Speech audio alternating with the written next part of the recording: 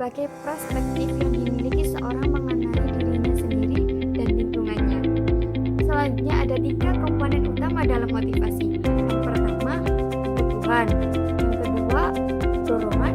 Dan yang ketiga adalah tujuan. Untuk yang pertama yakni kebutuhan. Kebutuhan terjadi bila individu merasa ada ketidakseimbangan antara apa yang ia miliki dan yang ia harapkan. Contoh, siswa merasa bahwa hasil belajarnya rendah, padahal ia memiliki waktu belajar yang lengkap. Ia merasa memiliki cukup waktu, tapi ia kurang baik mengatur waktu belajar. Waktu belajar yang digunakan tidak memadai untuk memperoleh hasil belajar yang baik, sedangkan ia membutuhkan hasil belajar yang baik. Oleh karena itu, siswa mengubah cara-cara belajarnya. Berarti ini termasuk beberapa contoh kebutuhan. Untuk yang kedua yakni dorongan. Dorongan merupakan kekuatan mental untuk melakukan kegiatan dalam rangka memenuhi harapan. Dorongan merupakan kekuatan mental yang berorientasi pada pemenuhan harapan atau pencapaian tujuan. Contoh, siswa kelas 3 SMP memiliki harapan untuk diterima sebagai siswa SMA terbaik di kotanya. Siswa tersebut memperoleh hasil belajar rendah pada mata pelajaran matematika dan IPA dalam ulangan bulan pertama. Menyadari hal tersebut, maka siswa tersebut mengambil kursus tambahan dan belajar lebih giat. Pada ulangan kedua, hasil belajarnya bertambah baik. Menyadari hasil belajarnya bertambah baik, maka semangat belajar siswanya menjadi tinggi. Nah, itu termasuk contoh dorongan. Selanjutnya yakni tujuan. Tujuan ya adalah hal yang ingin dicapai oleh seorang individu. Tujuan tersebut mengarahkan perilaku. Dalam hal ini, perilaku belajar. Untuk contohnya, yakni kasus siswa mengambil kursus dan semangat belajar tinggi tersebut menunjukkan bahwa bertujuan kelulusan SMP dengan nilai yang memuaskan diterima di SMA yang ia inginkan. Maslow membagi kebutuhan menjadi 5 tingkat. Yang pertama, kebutuhan fisiologis, yakni kebutuhan pokok manusia seperti sandang, makan, dan pangan. Untuk yang kedua, yakni kebutuhan akan rasa aman berkenaan dengan fisik dan psikologis. Untuk yang ketiga, kebutuhan sosial. Sosial berkenaan dengan perwujudan berupa diterima oleh orang lain, jadi diri yang khas, berkesempatan maju, merasa dipesertakan memiliki harga diri. Untuk yang keempat, kebutuhan akan penghargaan diri, dan yang kelima, kebutuhan untuk aktualisasi diri. Selanjutnya yakni jenis-jenis motivasi. Jenis-jenis motivasi di sini dibagi menjadi 2 ya, ada motivasi primer dan ada motivasi sekunder. Nah, untuk motivasi primer adalah motivasi yang didasarkan pada motif-motif dasar. Motif-motif dasar tersebut umumnya berasal dari segi biologi atau jasmani manusia. Manusia adalah makhluk berjasmani, sehingga perilakunya terpengaruh oleh insting atau kebutuhan jasmaninya. Untuk yang kedua yakni motivasi sekunder adalah motivasi yang dipelajari. Hal ini berbeda dengan motivasi primer. Contoh, orang yang lapar akan tertarik pada makanan tanpa belajar. Untuk memperoleh makanan tersebut, orang harus belajar terlebih dahulu. Agar dapat bekerja dengan baik, orang harus belajar bekerja. Bekerja dengan baik merupakan motivasi sekunder. Bila orang bekerja dengan baik, maka ia akan memperoleh gaji berupa uang. Uang tersebut merupakan penguat motivasi sekunder. Uang merupakan penguat umum agar orang bekerja menjadi lebih baik. Selanjutnya ada sifat motivasi. Motivasi di sini dibagi menjadi 2 ya teman-teman. Yang pertama ada motivasi intrinsik dan yang kedua adalah motivasi ekstrinsik. Untuk motivasi intrinsik yakni karena orang tersebut senang melakukannya. Contoh nih, seorang siswa membaca buku karena ia ingin mengetahui kisah tokoh, bukan karena tugas sekolah. Motivasi memang mendorong terus dan memberi energi pada tingkah laku. Setelah siswa tersebut menamatkan sebuah buku, maka ia mencari buku lain.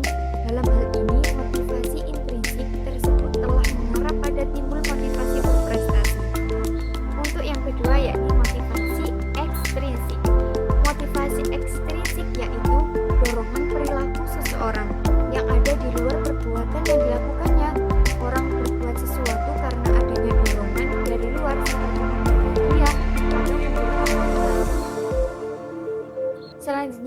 unsur-unsur yang mempengaruhi motivasi belajar.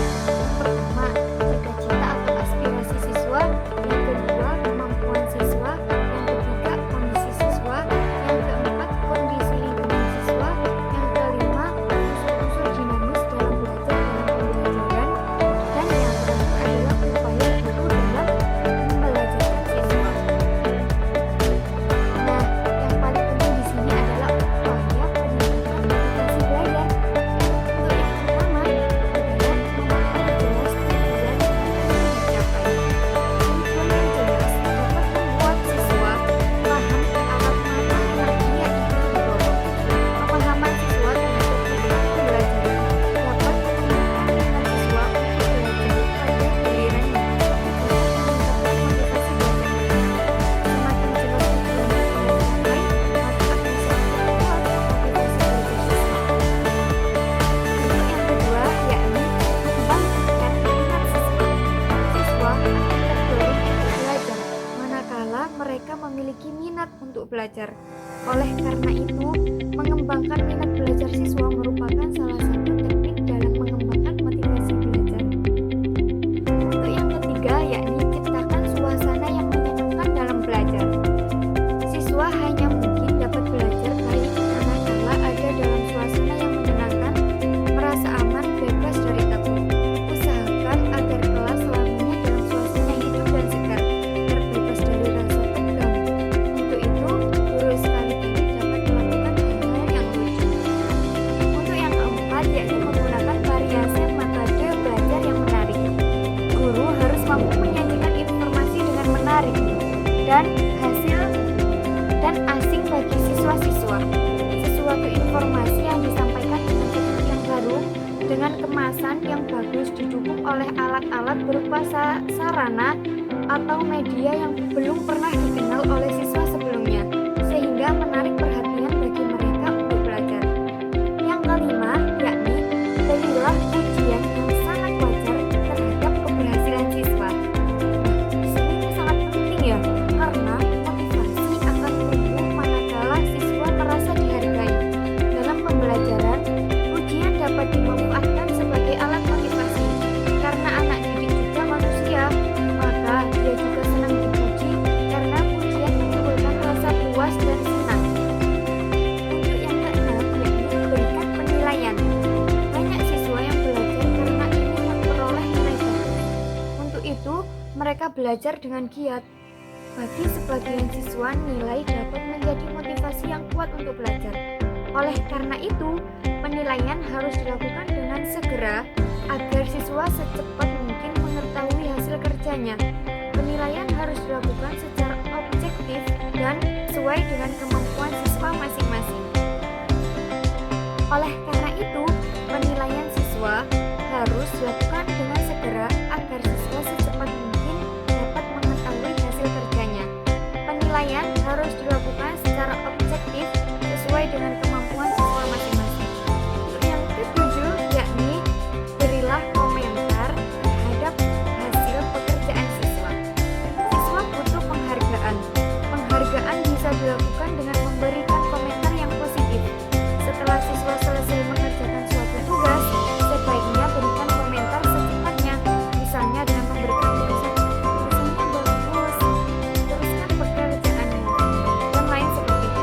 Komentar yang positif dapat meningkatkan motivasi belajar siswa. Untuk yang kedelapan, yakni ciptakan persaingan dan kerjasama. Persaingan yang sehat dapat menumbuhkan pengaruh yang baik untuk keberhasilan proses pembelajaran siswa. Melalui persaingan siswa dimungkinkan berusaha dengan sungguh